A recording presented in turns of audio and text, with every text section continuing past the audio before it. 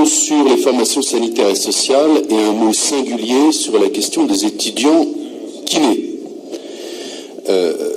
Il se trouve qu'aujourd'hui, les étudiants kinés que nous avons eu l'occasion de recevoir avec quelques-uns des collègues hier que j'avais vus précédemment, contestent le mode de financement de la région à leurs études.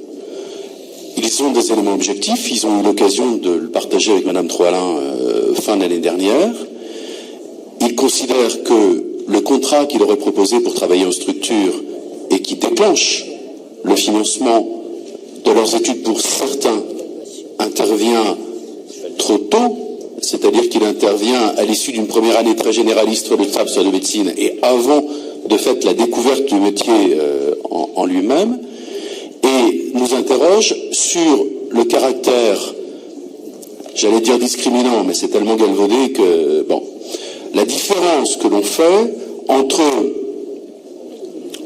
ceux qui bénéficient d'un contrat dans une structure et qui voient leurs études financées et ceux qui, majoritairement, n'en bénéficient pas et voient leurs études payées plein pot par l'étudiant. La différence, elle n'est pas négligeable, puisque les uns voient leurs études prises en charge complètement. De mémoire, ils doivent avoir le coût de l'inscription à l'université qui doit intervenir, du moins c'est ce qu'ils m'expliquent. Et les autres, grossièrement, ont des frais annuels d'inscription d'études de l'ordre de 6 000 €.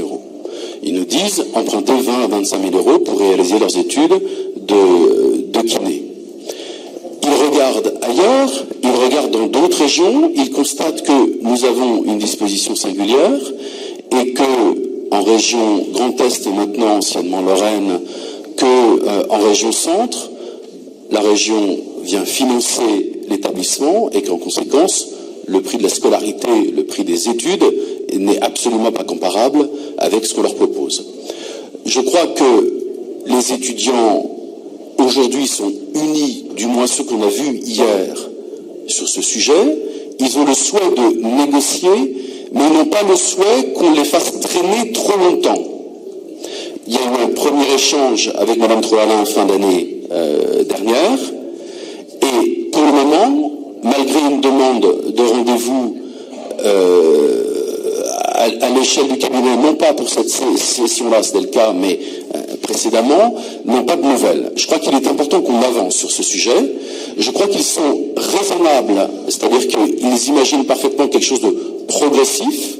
Ils ne sont pas figés sur des revendications impossibles à tenir. Voilà, c'est un élément important. Il faut pouvoir les recevoir. Il faut pouvoir avancer.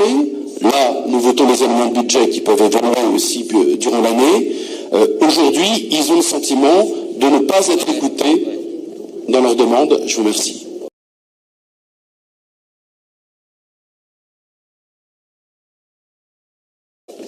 Le dispositif de fidélisation des kinésithérapeutes qui sera évalué cette année est un bel exemple de l'attractivité et de la sécurisation des formations sanitaires et sociales que nous proposons. Notre collègue Gabi Cadiou l'a évoqué hier.